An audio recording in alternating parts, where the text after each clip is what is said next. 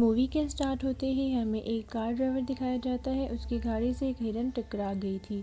उस वक़्त उस हिरन को देखकर ऐसा लग रहा था जैसे वो मर गई हो, लेकिन थोड़ी ही देर बाद वो हिरन अजीबोगरीब मूवमेंट करके उठ जाती है। उसकी आइज़ बिल्कुल भी नॉर्मल नहीं लग रही थी। उसके बाद हम एक आदमी को देखते हैं जो बहुत बड़े फॉर्म का मैनेजर होता है। उसका नाम सीखू था। कुछ अर्सा पहले ही उसकी डिवोर्स हो चुकी थी, जिसकी वजह से वो अपनी छोटी बेटी का ठीक से ख्याल नहीं रख पाता था। नेक्स्ट डे उसकी बेटी का बर्थडे होता है। अपने बर्थडे पर उसकी बेटी ज़िद करती है कि वो उसे अपनी मदर से मिलवाने ओजान लेकर जाए, और वो फिर अपनी बेटी की बात पर एग्री भी हो जाता है और दोनों बाप बेटी एक ट्रेन पकड़कर ओजान के लिए निकल जाते हैं।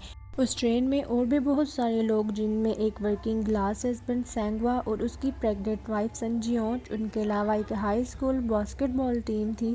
और जैसे ही ट्रेन का डोर ओपन होता है, एक लड़की वहां पर आ जाती है जिसके पाँव पर किसी के काटने का निशान था, और देखते ही लड़की एक ज़ोंबी में चेंज हो जाती है। और ज़ोंबी बनते ही वो लड़की ट्रेन की एक अटेंडेंट को काट लेती है। इसके काटते ही वो अटेंडेंट भी ज़ोंबी में चेंज हो जाती है। बस इतना होते ही वो वायरस बहुत तेज़ी से ट्रेन में फैलने लगता है, जिसकी वजह से बहुत सारे लोग उसकी लपेट में आ जाते हैं। और इस ट्रेन में ट्रैवल करने वाले कुछ पैसेंजर्स ट्रेन के इस बॉक्स को, जहाँ पर ये वायरस फैला था, छोड़कर किसी दूसरे बॉक्स में चले जाते हैं। और अब वो जिस बॉक्स में जाते हैं, वहाँ पर ये ज़ोंबी वायरस अभी तक नहीं आया था। ट्रेन की न्यूज़ ब्रॉडकास्ट में बताया जाता है कि ये ज़ोंबी वायरस सिर्फ ट्रेन में नहीं बल्कि पूरी कंट्री में फैल चुका है और मैक्सिमम लोग इसकी लपेट में आ चुके हैं। और जब ये ट्रेन किसी दूसरे स्टेशन पर जाकर रुकती है, तो सारे पैसेंजर्स सिटी की तरफ भागते हैं और बाहर निकलकर वो अपने इर्द गिर्द देखते हैं कि यहाँ पर तो पहले ही वो ज़ोंबी वायरस बुरी तरह फैला हुआ है, जिसकी वजह से वो वापस ट्रेन की तरफ भागते हैं। ट्रेन में बैठने की भगदड़ में लोग अलग अलग डब्बों में बैठ जाते हैं। तब ट्रेन का कंडक्टर इस ट्रेन को ओजान की तरफ लेके जाने का फैसला करता है, क्योंकि चंद बचे कुछ शहरों में ओजान भी एक शहर है जहां अभी तक ये वायरस एंटर नहीं हो सका। सीखू, सेंगवा और यांगसुक ट्रेन में रास्ता ढूंढते हुए बाकी पैसेंजर से भी मिलते हैं, और ये 6 के 6 लोग मिलकर ट्रेन के अगले डब्बे में जाने की कोशिश करते हैं। उनकी इस कोशिश में उन्हें बहुत सारे ज़ोंबीज़ से बचकर निकलना पड़ता है। अगले वाले डब्बे में और भी बहुत सारे लोग थे जो वहाँ पर सेफ बैठे थे। और जब ये 6 लोग बड़ी मुश्किल से किसी तरह इस डब्बे तक पहुंच जाते हैं, तो सेल्फिश सीईओ यांगसुक उन्हें अंदर आने नहीं देता। उसका मानना था कि ये 6 लोग भी उस वायरस का शिकार हो चुके हैं। उसी गर्ज से वो लोगों को भड़काता है। वो सब पैसेंजर्स उसकी बातों में आकर उन लोगों को अंदर आने नहीं देते। इस फाइट के दौरान सेंगवा और इनगिल खुद को उन ज़ोंबीज़ के आगे सेक्रीफाइस कर देते हैं, ताकि उन चारों को ये मौका मिल सके कि वो दरवाज़ा खोलकर उस सेफ बॉक्स में चले जाएं। उनके अंदर जाने के बाद सीईओ उन चारों लोगों को चैम्बर में इंसुलेट करता है, ताकि अगर ये वायरस का शिकार हो चुके हों तो बाकी लोग इस वायरस से बच सकें। दूसरी तरफ उन पैसेंजर्स में वो लड़की जो काफ़ी अपसेट थी, क्योंकि उसकी सिस्टर इनगिल अब एक ज़ोंबी बन चुकी थी, और वो तब जानबूझकर दरवाजे को खोल देती है जहाँ पर इन्फेक्टेड लोग थे, और बस ऐसा होते ही वहाँ तबाही मच जाती है। वो सारे ज़ोंबीज़ उस डब्बे में घुस जाते हैं और बचे हुए काफ़ी लोगों को मार डालते हैं, और बचते सिर्फ वही लोग हैं जिन्हें चैम्बर में इंसुलेट किया गया था।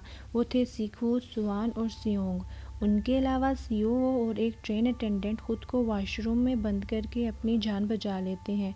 फिर हम दूसरी तरफ देखते हैं कि उस ट्रेन का रास्ता ब्लॉक हो चुका था, जिसकी वजह ये थी उस ट्रेन की पटरियां बंद थी, और जैसे ही वो ट्रेन अपने स्टॉप पर रुकती है, बचे हुए पैसेंजर्स किसी दूसरी ट्रेन की तलाश में निकल पड़ते हैं। और फिर उसी तलाश में वो सब एक दूसरे से बिछड़ जाते हैं। वो सीईओ एक बार फिर से खुदगर्जी का मुजाहिरा करता है। वो अपनी जान उस ट्रेन अटेंडेंट को उस ज़ोंबी की तरफ धक्का देकर बचाता है, जिसकी वजह से अटेंडेंट की तो मौत हो जाती है। वो सेल्फिश योंगसुक बच जाता है। अब यहाँ पर योंगसुक वैसे तो बच गया था, लेकिन उसे एक ज़ोंबी ने काट लिया था, और डेफिनेटली वो खुद भी एक ज़ोंबी बन चुका था, और वो बचे कुचे लोगों पर अटैक कर देता है। सीखू ज़ोंबी योंगसुक से लड़ता है, लेकिन इस फाइट में योंगसुक उसे काट लेता है।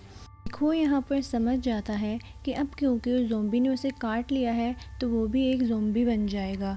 ये सोचकर वो अपनी बेटी और सेओंग को इंजन वाले रूम में बंद करता है और जाने से पहले वो अपनी बेटी से अपनी लाइफ के लास्ट वर्ड्स कहता है। अब जाहिर है सीखो ने ज़ॉम्बी बन जाना था, तो जैसे ही वो फुल ज़ॉम्बी बनता है तो वो ट्रेन से कूद जाता है और यहाँ पर सीखो काफ़ी इमोशनल हो जाता है। वो मरते हुए भी उन मोमेंट्स को याद करता है जब उसकी बेटी बिल्कुल छोटी सी थी और उसने उसे अपने हाथों में उठाया था। और अब ट्रेन फाइनली उजान पहुंच जाती है और तब दो लोग सवान और सियोंग वहां पर उतरते हैं।